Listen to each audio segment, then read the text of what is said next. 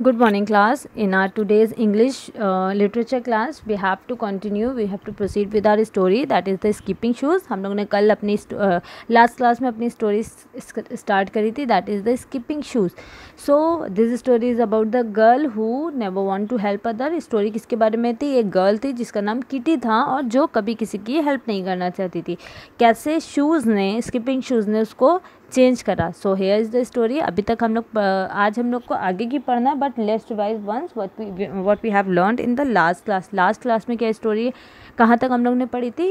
That Kitty was the girl who did not like to do the work, who did not like to do any of the work and help anyone. वो उसको किसी की भी help करना पसंद नहीं था. वो बहुत सेल्फिश टाइप की थी. बट क्या होता है, उसको शूज़, एक पेयर ऑफ शूज़ मिलता है जिसको वो क्या करती है, पहन लेती है. एंड सडनली जब उससे कोई भी काम कहा जाता है, लाइक उसकी मदर उससे बोलती है जो किचन में you have to inform the cook that to cook that what he had to cook in the dinner, तो वो नहीं जाना चाहती है, वो उसके लिए मना करती है. बट शूज़ उसका क्या करता है, सडन शूज़ उसको जंप करके, बाउंस करके वहाँ तक ले जाता है. And she was totally disturb by it कि ये अचानक से मुझे क्या हो गया है, मैं सीधे ऊपर से नीचे कैसे बाउंस करके नीचे आ गई. और किचन के तक आके she give the message to the cook को वो मैसेज देती है कि क्या करना है, खाने में, डिनर में क्या बनाना है. और फिर उसके बाद सडनली उसके फादर उसको एक वर्क दे देते हैं कि उसको स्कूल जाने से पहले उसको पोस्ट ऑफिस जाना है और वहाँ से उनका लेटर लेके आना है. वो उस काम के लिए भी रेडी नहीं होती है. बट उसके फादर जब उससे कहते हैं, सडनली क्या होता है, जैसे ही वो मना करती है, कहना चाहती है, उसका शूज़ अचानक से जंप करके उसको रोड तक ले जाता है. एंड उसको वहाँ पे लेटर लेने भी जाना पड़ता है. एंड उसको बहुत शूज़ को देख के बहुत गुस्सा आता है कि अचानक से ये शूज़ पहनने से मुझे क्या हो गया, अब मैं घर जाते ही इस शूज़ को उतार के फेंक दूँगी. और जब वो वहाँ से लेटर लेके वापस आती रहती है तो उसके साथ क्या होता है, वो वहाँ पे ब्रिज के पास वो देखती है बोट, नीचे पानी में बोट देखती है, तो वो वहाँ पे देख के रुक जाती है. उसको बहुत अच्छा लगता है. And she started looking at the boat and the boat man. वो उसी को देखने लगती है और भूल जाती है कि उसको स्कूल जाना है और उसको फादर को लेटर देना है. तो उसके शूज़ अचानक से क्या करता है, उसको इतनी तेज़ी से बाउंस करने लगता है. वो ब्रिज की ग्रिल्स जो होती हैं, उसको रेलिंग को बहुत हार्डली, मीन्स बहुत ज़ोर से पकड़ लेती है. बट वो आखिरी में वो खुद हार के छोड़ देती है और धीमे धीमे चल के घर चली जाती है. But she was very disturb by the shoes. घर जाके वो सोचती है कि शूज़ उतार के फेंक दूँगी. बट उस टाइम क्या होता है, जैसे ही वो घर जाती है, गुस्से में शूज़ उतारती है, उसकी मम्मी उसको स्कूल जाने के लिए बोल देती हैं that it is a time for the school. उसको स्कूल जाना पड़ जाता है और स्कूल में वो शूज़ पहन के जाती है. स्कूल में उसके साथ क्या होता है, जैसे ही लंच ब्रेक होता है, उसकी फ्रेंड वो जो हाउस बनाती है, वो जो छोटा सा हाउस बनाती है खेलेंगे, उसकी फ्रेंड्स जो होती है डॉली, उसका नेम डॉली था, वो उसको तोड़ देती है और अपने पैर से मार के तोड़ देती है. And the Kitty was very very angry with it. वो उससे बहुत ज़्यादा गुस्सा हो जाती है. And Kitty is also trying to beat the Dolly. वो डॉली को मारना चाहती है, trying to kick the Dolly. लेकिन जैसे ही वो अपना पैर उठाती है डॉली को मारने के लिए, क्या होता है, उसका जो फुट होता है वो एयर में बिल्कुल स्टक हो जाता है. वो वहाँ से हिलता ही नहीं है. ऐसा शो होता है जैसे लगता है किटी डांस करने जा रही है. And the children who are standing near to the Kitty, जितने भी बच्चे खड़े होते हैं, सब उसके ऊपर हंसने लगते हैं. सो किटी क्या कहती है, ओके नो इशू, मैं तुमको फॉरगिव करती हूँ, मैं तुमको माफ़ करती हूँ. वो इतना डॉली से कह के आगे बढ़ जाती है. और फिर उसको ये समझ में आता है कि ये शूज़ उसको कैसे हेल्प करता है. शूज़ उसकी कैसे हेल्प करता है, उसको ये चीज़ रियलाइज़ होती है कि जब मैं किसी के साथ काइंड या सॉफ्ट हार्टेड होती हूँ तो शूज़ मेरे साथ कोऑपरेट करता है. जब मैं काइंड नहीं होती हूँ तो शूज़ कैसा हो जाता है मेरे साथ, बिल्कुल भी कोऑपरेट नहीं करता. अगर मैं कुछ भी गंदी हरकतें करती हूँ, नॉटी हरकतें करती हूँ, तो that shoes is not cooperating with me.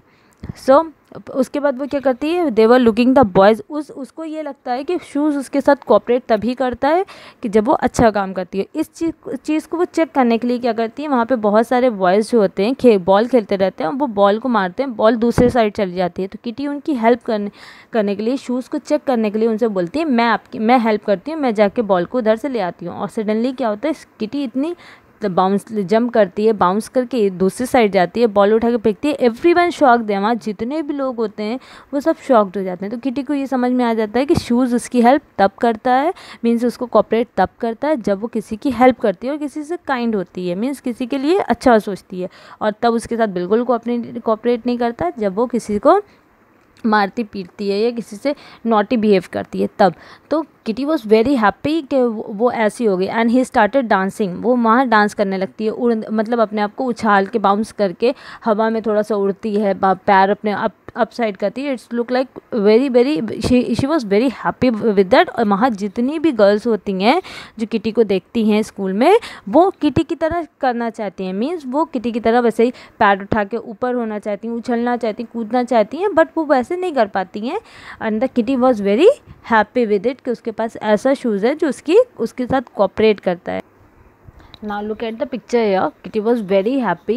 He is trying to flying high and he started bounce in the air. So Kitty बहुत खुश हो जाती है उस शूज़ को लेके। Now हम लोग ने कहाँ तक पढ़ा था? द गर्ल्स, जो जितनी भी वहाँ पे गर्ल्स होती हैं वो उसी की तरह ट्राई करती हैं करने को, बट नहीं कर पाती। एंड किटी इतना खुश होती है, started dancing in the air, वो अपने आप को बाउंस करने लगती है एयर में, अपने पैर को उठा के उछलने नाचने लगती है जब तक स्कूल के बेल की रैंग नहीं होती।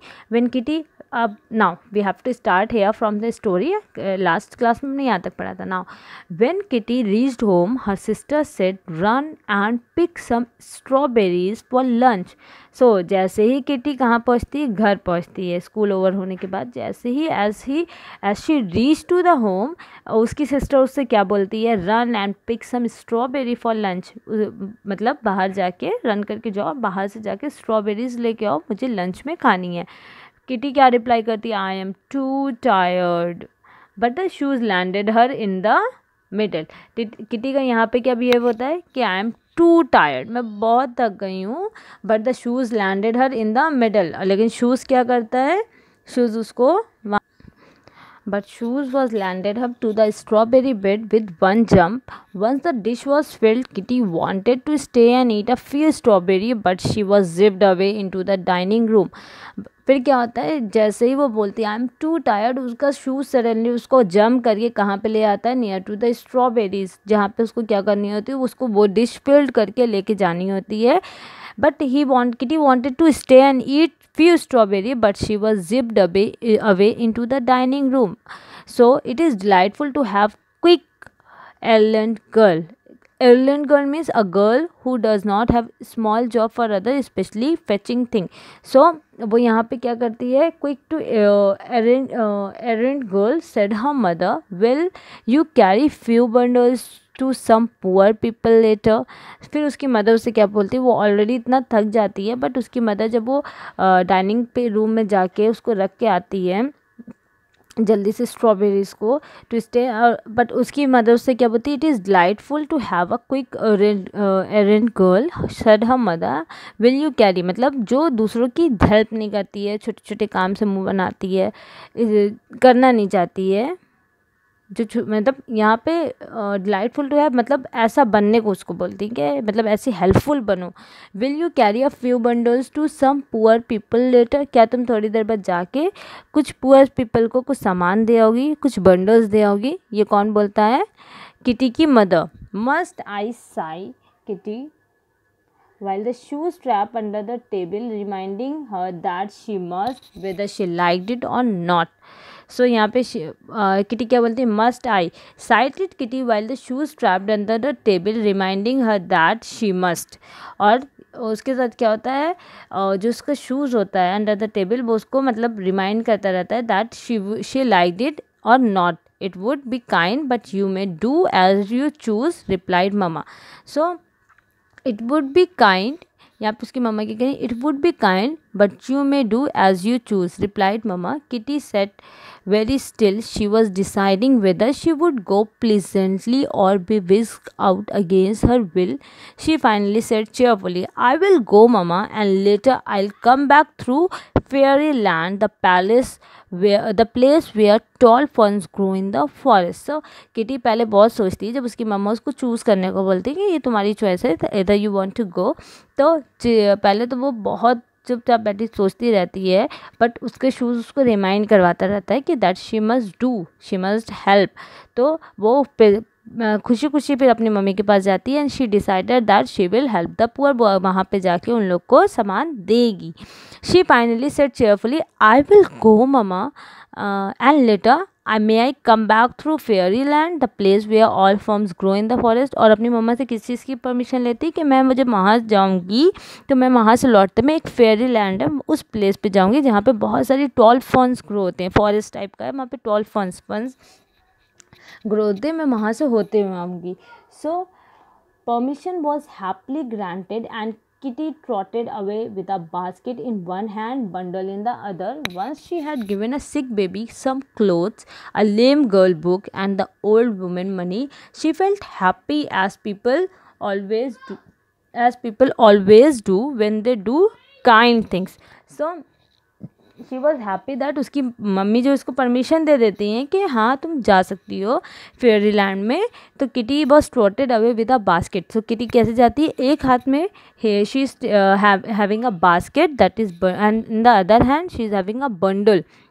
Now when she went to the to give the thing to the poor, so what happened, they were taking the one thing trotted away with the away in basket in one hand, एक हाथ में वो basket लिए थे, second में वो bundles लिए थे। Once she had given the sick baby some clothes, the lame girl book and the old woman money। जैसे ही वो वहाँ पे पहुँचती है पुअर्स को देने के लिए तो वो क्या करती है, सबसे पहले